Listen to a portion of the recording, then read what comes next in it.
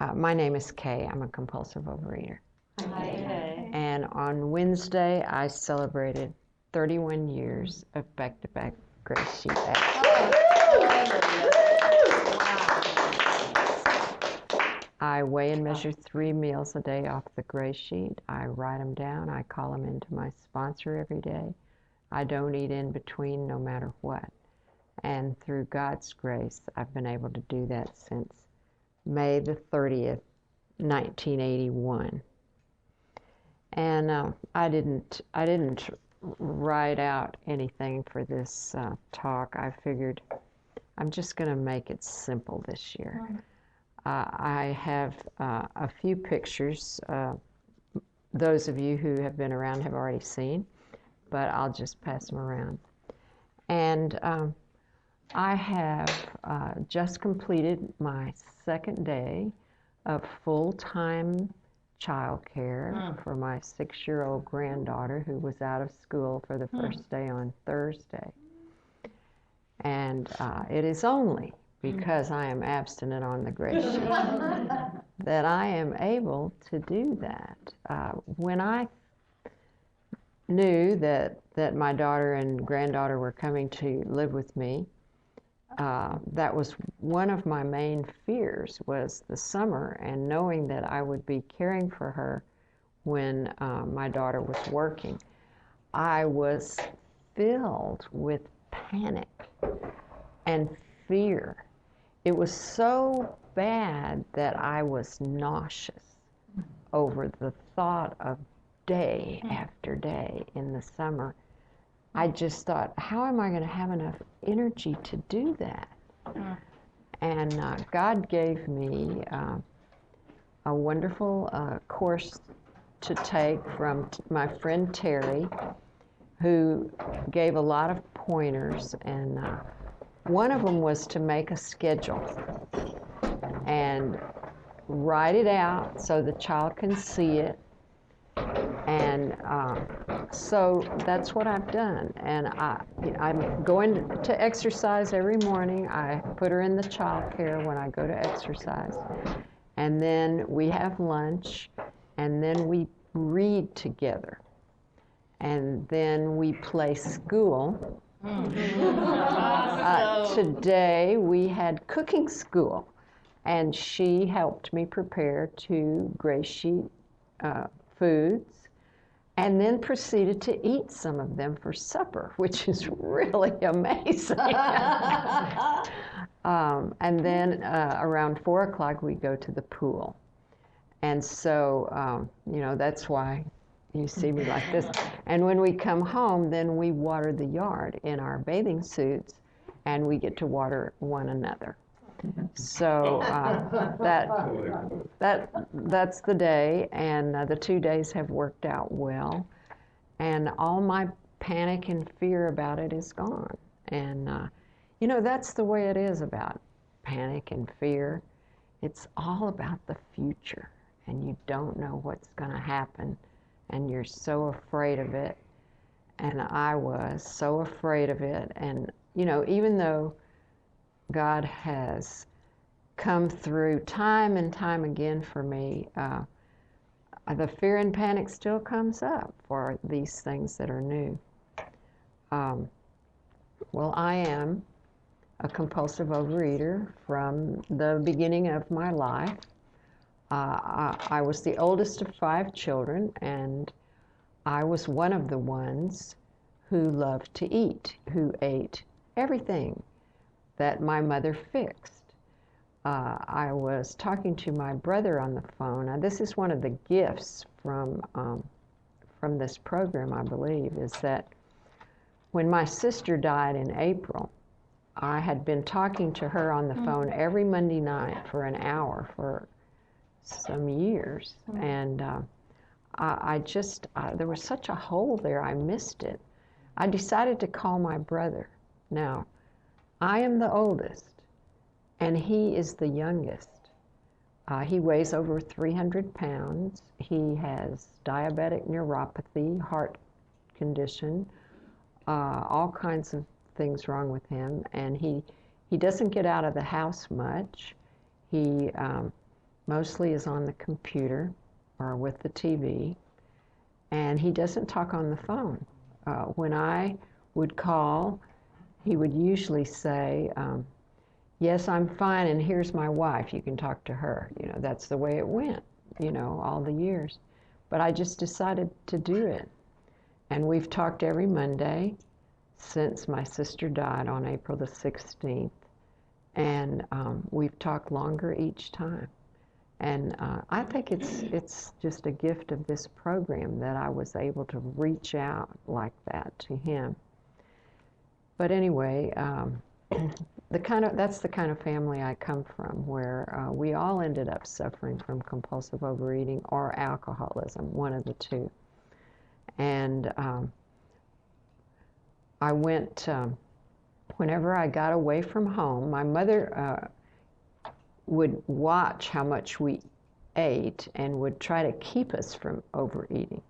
But as soon as I got away from her, then I would overeat. You know, went to the Girl Scout camp, I overate.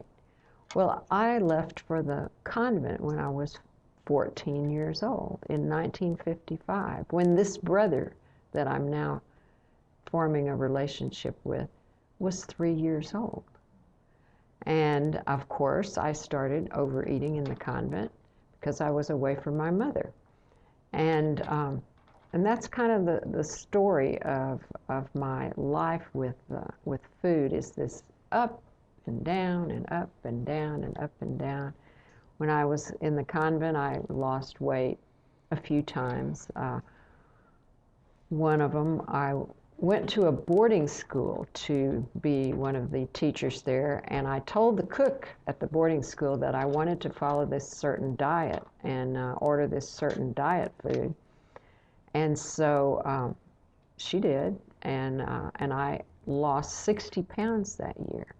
And I came back to Our Lady of the Lake in San Antonio, and nobody recognized me.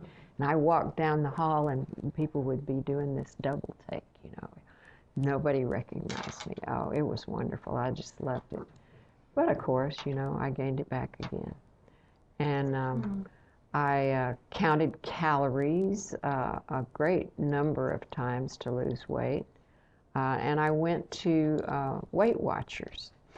So after I met my husband, I started cooking for him.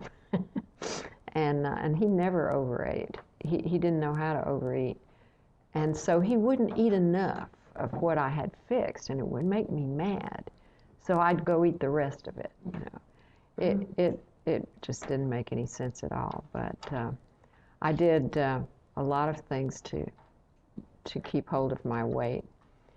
I went to Weight Watchers when we were married shortly, because I had gained weight again.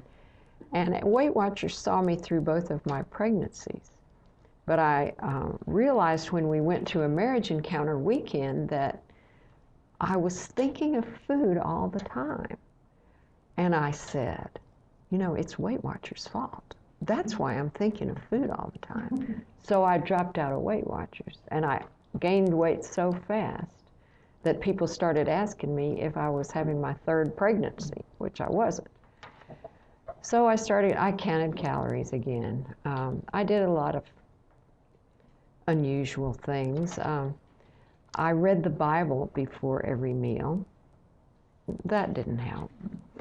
I put bran in all my food, thinking it would make it go through faster. Well, you know, that didn't help. And I had a bite counter. It was a little machine, not much bigger than this. And I would hit a button when I'd take a bite, hit the button, and the little machine would blink a red light. When it was finished blinking, then I could take another bite, hit the button, and it would blink again. Now, the whole idea was to slow down my eating to such an extent that I could hear my appestat.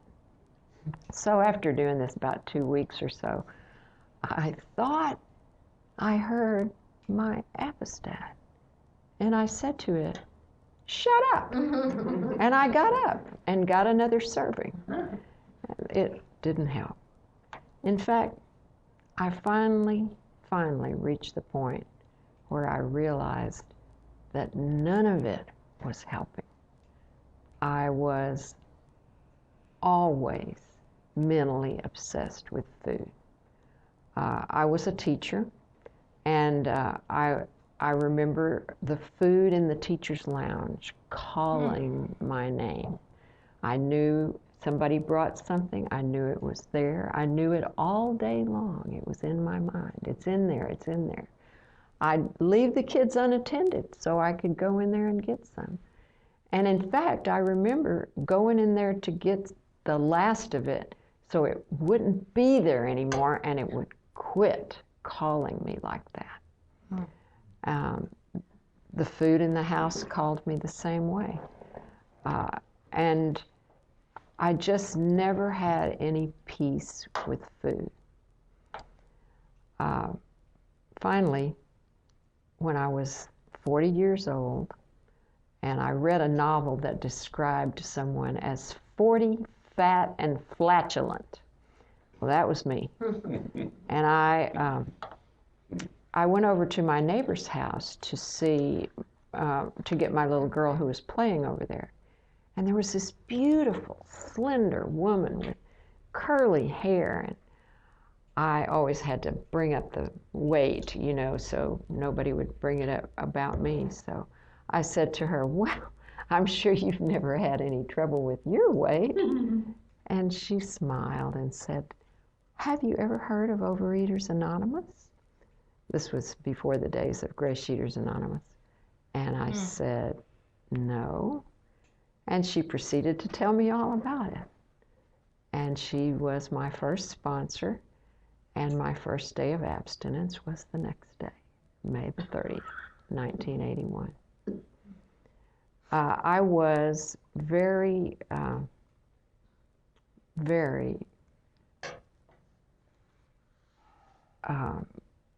my thoughts about myself and my feelings about myself were so low when I was compulsively overeating. Every other part of my life was going well. I had a wonderful husband. I had 2 beautiful children. I had a job that I loved. But when I was compulsively overeating, I hated myself. I couldn't stand to look in a mirror. I couldn't stand to go clothes shopping. My husband and I made a marriage encounter weekend, and during that, one of the weekends, I wrote something that had to do with my weight. And I like to share it on my anniversary. It was to the question, what are your deepest feelings right now? My deepest feelings right now are about my weight. I have lots of fears about it. I fear becoming fatter. I fear lack of control. I fear over-control. I fear being taken over totally by food and weight. I wish I never had to think about it. I wish I could lose weight effortlessly and never have to think about it again. I know I'm on the right track by walking. I know I should eat slowly. I know I should stop when I am satisfied. I know I should eat only when hungry. I know I should avoid junk and refined food. I feel helpless to do any of this, except the walking. I feel the need to pray and turn it completely over to the Lord. I beg of you, Lord, to decrease my desire for food, to regulate my appetite. I want to find the last diet, so to speak, which is a way of life. I don't want any temporary measures. I don't want to lose and then gain it again. That was written on April the 10th, 1981. And I met my sponsor, as I said, on May the 29th, 1981. It was an answer to prayer. And it has been an answer to that prayer that I always had in me that said that I wanted to have a slender body. I always wanted that. And I never had it until I came to this program. So, you know, I thought, well, what do I want to talk about after I talk about how it was? Well, how can somebody even want to stay abstinent 31 years, you know? I think one of the things is coming to meetings, hearing people's stories, seeing people come in and out of these rooms and having attained their goal weight and then lost it again and come back. Hearing the new people that come, the pain that they're in, and knowing that could be me. It keeps it fresh for me. It keeps me in that place of knowing that I am not cured. I just have a temporary relief from this illness, and it's based on the program, on the 12 steps, on staying in the herd, as sometimes people say. And what are some of the things I do for physical abstinence? Well, I have a sponsor, and I write my food down and call it. If something unexpected happens with my food, I call my sponsor or another abstinent person. I plan my meals a week in advance, and I'm able to eat, now that I'm retired, all fresh food that I fix. But when I was working, I didn't do that. When I was working, I had a routine where I would eat canned vegetables for lunch and pre-prepared protein like lunch meat or something like that. I would have the same finger salad every day, and I would pack my 5 lunches, and it would be boom, boom, boom, very fast. I'd get it all done. And, you know, now I don't have to do that anymore. One of the things that I do is I do what my sponsor says about adding food. If I've lost weight, you know, I get to add food. Woohoo! That's so exciting. But then again, I have to take it away because, you know, maybe my amount of exercise changed or whatever. Recently, my weight went down so that I added protein at every meal. It was so great. But I had to go back, and now that I'm taking care of Shiloh, I think I might get to go up again. Emotional abstinence. You know, before Gray Sheet abstinence, I wasn't aware of my emotions. I was taught as a child that it doesn't matter how you feel. You just do what you're supposed to do. And that's kind of the way I lived. And when my husband and I made the Marriage Encounter Weekend, we learned how to share feelings with each other. And that was good, but I wasn't really able to carry that over very well to all of my relationships. One of the things that I have done for emotional abstinence is learn to ask for help. You know, when my husband had brain cancer and he was sick for 2.5 years, I learned to ask for help. And I learned how wonderful people are and how willing they are to help. We went to MD Anderson every 2 weeks for about 11 months. And all that time, every 2 weeks, people would bring me weighed and measured food to take to Houston. People in this group.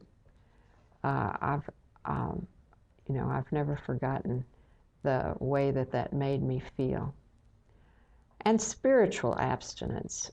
I've always been on a spiritual path. I was a nun after all. But somehow it didn't come over to my food. I had a relationship with God, but somehow God was not answering my prayers the way I wanted him to. You know, I wanted to be struck thin. Mm-hmm. I didn't want to have to work for this. I surely wouldn't have prayed for gray sheet abstinence. But it is now one of the greatest gifts in my life. Hmm. A day doesn't pass that I don't see someone who reminds me of what a gift this abstinence is. This morning at yoga class, there was a woman who couldn't do a lot of what we did. And she wasn't my age yet either. And I was grateful that I was able to do those, hold those poses and do those movements. What a gift. And without abstinence, I wouldn't have even been at the yoga class. A friend of mine, I learned, is 73 years old, is so weak that she couldn't even get out of bed because she had had different problems with her hips and her knees and all of this stuff. And I just thought, there, but for the grace of this abstinence, go I. Thanks. Thank you. Thank you.